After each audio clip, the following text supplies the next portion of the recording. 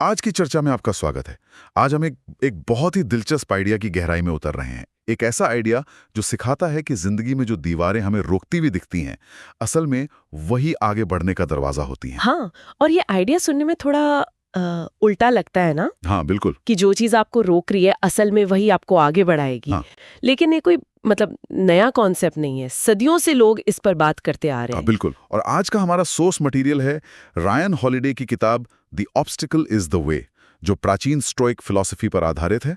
और हमारी आज की बातचीत का मिशन एक तरह से इस एक लाइन को डिकोड करना है, बाधा ही मार्ग है। हम ये समझने की कोशिश करेंगे कि आखिर कैसे हमारी सबसे बड़ी मुश्किलें ही हमारी सबसे बड़ी ताकत बन सकती हैं। और इसके लिए हम इस फिलॉसफी के 3 मेन पिलर्स को समझेंगे। पहला है हमारा नजरिया यानी परसेप्शन। दूसरा है हमारा काम यानी एक्शन। और तीसरा है हमारी अंदरूनी ताकत यानी विल। अच्छा। ये तीनों मिलकर किसी भी मुश्किल से निपटने का एक पूरा फ्रेमवर्क बनाते हैं एक तरह से। चलिए फिर शुरू करते हैं पहले पिलर से, जो है दृष्टिकोण या परसेप्शन। किताब कहते हैं कि जब कोई मुश्किल आती है तो समस्या बाहर नहीं हमारे अंदर होती है। ये बहुत थोड़ी समझ नहीं आई। मतलब अगर मेरी गाड़ी खराब हो गई है और मैं ऑफिस के लिए लेट हो रहा हूं, तो समस्या तो गाड़ी में है, मेरे अंदर कैसे हो सकती है? ये एक बहुत ही वाजिब सवाल है। देखिए, स्टोइक फिलॉसफी ये नहीं कहती कि बाहरी समस्याएं होती ही नहीं है। अच्छा। गाड़ी वाकई खराब हुई है, ये एक तथ्य है, एक फैक्ट है। लेकिन उस तथ्य का मतलब क्या है, ये हम तय करते हैं। वो क्या है ना, स्टोइक मानते हैं कि कोई भी घटना अपने आप में अच्छी या बुरी नहीं होती, वो न्यूट्रल होती है। न्यूट्रल। हाँ, गाड़ी का खराब होना सिर्फ एक घटना है। अच्छा, तो आप कह रही हैं कि उस पर जो हम गुस्सा, फ्रस्ट्रेशन या पैनिक का लेबल लगाते हैं, वो हमारी अपनी देन है। बिल्कुल।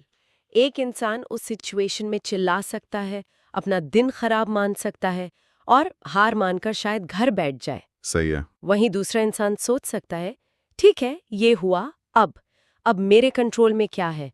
क्या मैं कैब बुक कर सकता हूँ? क्या मैं फोन करके मीटिंग रीस्केड्यूल कर सकता हूँ? या क्या ये मुझे एक मौका दे रहा है कि मैं अपनी कार की सर्विसिंग को गंभीरता से लूं? एग्जैक्टली। घटना एक ही है, पर रिएक्शन ने, मतलब उस पर हमारे दृष्टिकोण ने सब कुछ बदल दिया। ये मुझे थॉमस एडिसन की कहानी की याद दिलाता है। मैंने कहीं पढ़ा था कि 1914 में उनकी पूरी की पूरी फैक्ट्री जलकर राख हो गई थी। ओह हाँ। मतलब सालों की मेहनत, सारे एक्सपेरिमेंट्स, सब कुछ मिनटों में खत्म। हाँ, ये दृष्टिकोण का सबसे बेहतरीन उदाहरण है। जब उनकी फैक्ट्री जल रही थी तो वो अपने बेटे के पास गए और कहा, जाओ अपनी माँ को बुला कर लाओ, ऐसा नज़ारा जिंदगी में फिर कभी देखने को नहीं मिलेगा। कमाल है।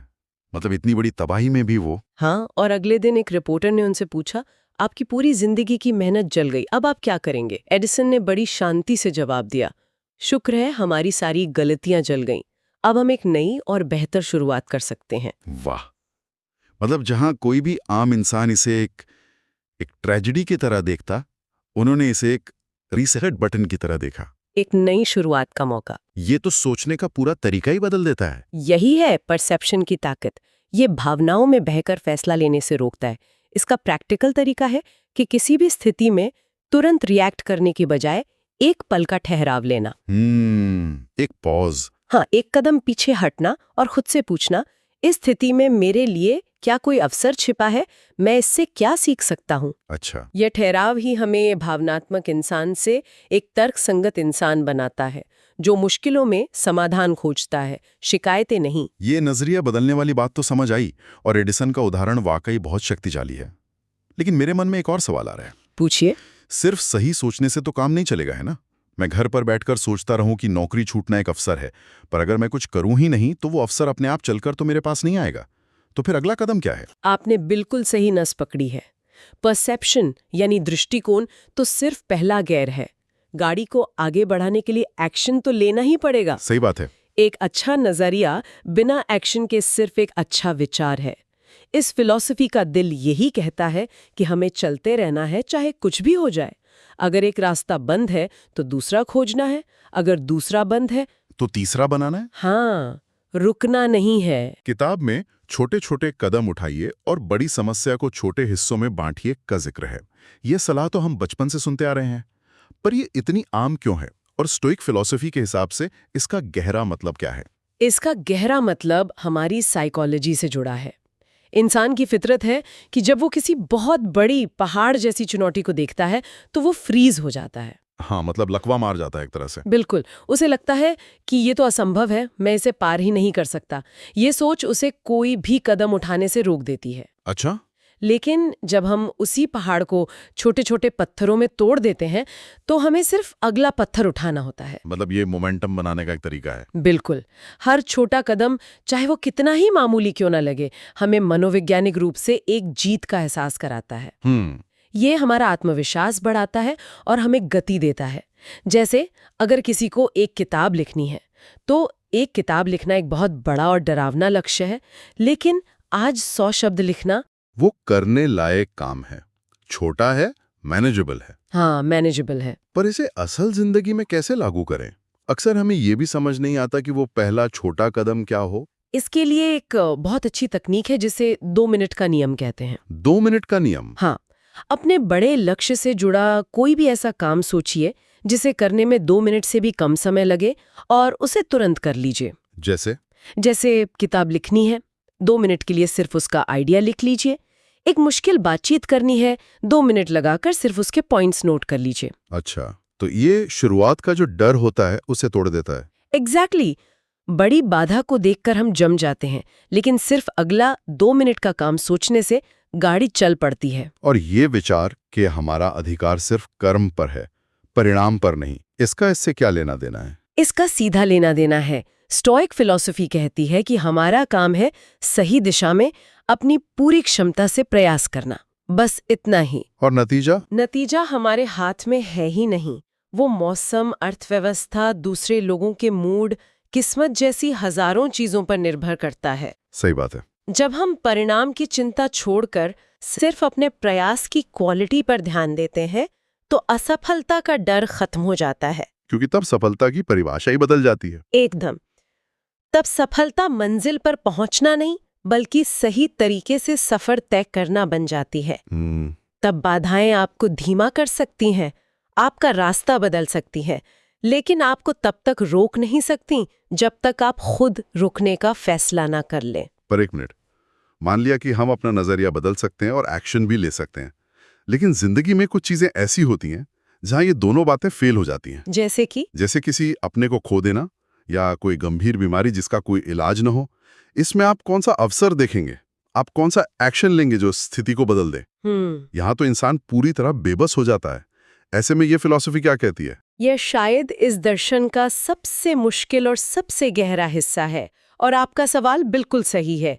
कुछ चीजें होती हैं जिन्हें हम बदल नहीं सकते, वो हमारे नियंत्रण से पूरी तरह बाहर होती हैं। तो फिर यहीं पर तीसरा स्तंभ आता है, आंतरिक शक्ति या विल। इसका मतलब है उन चीजों को स्वीकार करने की हिम्मत जिन्हें हम बदल नहीं सकते और फिर भी टूटना नहीं। लेकिन ये तो कहने में आसान लगता है।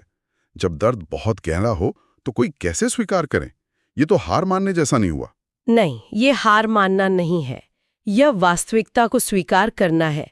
विल या आंतरिक शक्ति का मतलब दर्द महसूस ना करना नहीं है। अच्छा। इसका मतलब है दर्द के बावजूद अपनी गरिमा, अपना साहस और अपना धैर्य बनाए रखना। यह अपने अंदर एक ऐसा किला बनाने जैसा है जिसे बाहर की कोई भी तबाही भेद न सके। आप बाहर की घटना को नहीं बदल सकते, लेकिन वो घटना आपको अंदर से कैसे प्रभावित करेगी, इसका नियंत्रण हमेशा आपके पास होता है। किताब में एक लाइन है, हर दर्द अस्थायी है और हर असफलता एक पाठ है। मुश्किल वक्त में इन बातों पर यकीन करना बहुत कठिन होता है। और ये एक दिन में नहीं होता, ये एक प्रैक्टिस है। इसे इस तरह देखें, जैसे शरीर में दर्द हमें बताता है कि कहीं कुछ गड़बड़ है और हमें ध्यान देने की जरूरत है। वैसे ही मानसिक पीड़ा और असफलता हमें जिंदगी के बारे में कुछ सिखा रही होती है। वो हमें सहनशीलता, विनम्रता और लचीलापन सिखाती है। सही है। वो हमें हमारी सीमाओं का एहसास कराती है। जब हम ये मान लेते हैं कि कोई भी स्थिति चाहे कितनी भी दर्दनाक क्यों ना हो हमेशा के लिए नहीं रहेगी, तो हम उसे सहने की शक्ति विकसित कर लेते हैं। तो ये दर्द को नकारना नहीं बल्कि उसके उद्देश्य को समझना है। बिल्कुल। तो ये शक्ति उन चीजों के लिए है जो हमारे कंट्रोल में नहीं है और एक्शन उन चीजों के लिए है जो हमारे कंट्रोल में है। आपने इसे बहुत अच्छे से समेटा है। आंतरिक शक्ति का मतलब है ये जानना कि कब लड़ना है और कब ग्रेसफुली स्वीकार करना है, और जब हम गिरें तो हम फिर से उठ खड़े हों। शायद थोड़े बदले हुए, थोड़े और समझदार, लेकिन टूटे हुए नहीं। अगर आपकी विल मजबूत है तो कोई भी बाहरी बाधा आपको स्थायी रूप से नहीं हरा सकती। तो इन तीनों सिद्धांतों, दृष्टिकोण, कार्य और आंतरिक शक्ति को मिलाकर जो तस्वीर बनती है वो ये है कि बाधा सच में एक रास्ता है जिससे हम एक समस्या समझकर टालना चाहते हैं। असल में वही हमारे विकास का, हमारी ग्रोथ का जरिया है। सही कहा। कोई भी इंसान अपने कंफर्ट जोन में रहकर महान नहीं बनता। ग्रोथ हमेशा मुश्किल रास्तों पर ही होती है। बिल्कुल। हर चुनौती हमें कुछ सिखाने के लिए आती है। हर बाधा हमें धैर्य, अनुशासन और आत्मविश्वास जैसे गुण विकसित करने का एक मौका देती है। तो अगर कोई इस पूरी फिलॉसफी को अपनी रोजमर्रा की जिंदगी में अपनाना चाहे तो उसके लिए कुछ प्रैक्टिकल स्टेप्स क्या होंगे? मेरे ख्याल से पहला तो यही है, शिकायत करना बंद करें, क्योंकि शिकायत करना हमें एक विक्टिम की मानसिकता में डाल देता है और हमारी सारी एनर्जी खत्म कर देता है। बिल्कुल, पहला कदम यही है। दूसरा कदम है भावनाओं को साइड में रखकर स्थिति को एक जासूस की तरह देखना।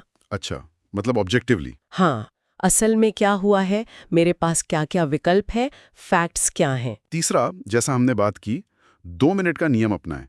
पूरी समस्या को एक साथ हल करने की कोशिश न करें, बस अगला सबसे छोटा और सही कदम उठाएं। सही है। और चौथा, परिणाम की चिंता करना छोड़ दें। अपना पूरा फोकस सिर्फ अपने प्रयास पर, अपने काम पर रखें। और पांचवा, जो मुझे सबसे ज्यादा पसंद आया, हर चुनौती को एक ट्रेनिंग की तरह देखें। हाँ, ये जिंदगी और मौत का सवाल नहीं है, ये आपके कैरेक्टर और स्किल्स को निखारने का एक मौका है, एक अभ्यास है। जब ये नजरिया हमारी आदत बन जाता है तो मुश्किलें दुश्मन नहीं बल्कि हमारे सबसे अच्छे टीचर लगने लगती हैं। तब रास्ते में पड़े पत्थर हमें रोकने वाली बाधा नहीं बल्कि ऊपर चढ़ने के लिए सीढ़ियां बन जाते हैं। तो इस पूरी चर्चा का सार यही है कि अगली बार जब जिंदगी आपके सामने कोई चुनौती रखे तो घबराने की बजाय रुकें, सोचें और उसे एक अवसर में बदल दें। बिल्कुल, क्योंकि संघर्ष के बिना शक्ति नहीं आती और मुश्किल हालात ही हमारे असली गुरु होते हैं। इस पूरी बातचीत से एक आखिरी सवाल मेरे मन में आ रहा है जिस पर सोचा जा सकता है। जरूर। ये इस पूरी सीख को एक कदम और आगे ले जाता है। बताइए। सवाल ये है, अगर ये सच है कि बाधाएं हमें मजबूत बनाती हैं और हमें सिखाती हैं, तो क्या इसका मतलब ये है कि हमें सिर्फ आने वाली चुनौतियों का सामना करने के लिए तैयार ही नहीं रहना चाहिए, बल्कि शायद हमें जानबूझकर समय समय पर अपने आराम क्षेत्र से बाहर निकलकर मुश्किल रास्ते चुनने चाहिए ताकि हम और तेजी से विकसित हो सकें।